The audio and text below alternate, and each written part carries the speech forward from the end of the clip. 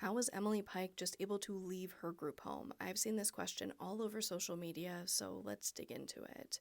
My experience is I worked for an agency that cared for children in foster care, and while I only worked in the office and not directly in the homes, a part of my job was to read every single incident report every single day for every single child, which means every time a child was restrained, every time a child left, there was a report written about it and I had to read it. So I do think I have a good idea of how these things generally work.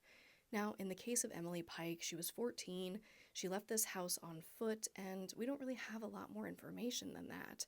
We don't know who saw her, but we know that she was reported to police as missing that night. So let's say that a staff saw her walk out. What would happen? Not much. They can ask her to come back, they can follow her down the block, but at a certain point, they can't restrain her. They cannot physically keep her from leaving. Typically, it would only be like if it was a small child running into traffic that you could physically restrain them and bring them back to the house. But a 14-year-old walking away, you can't put hands on that child. All you can really do is report it to police.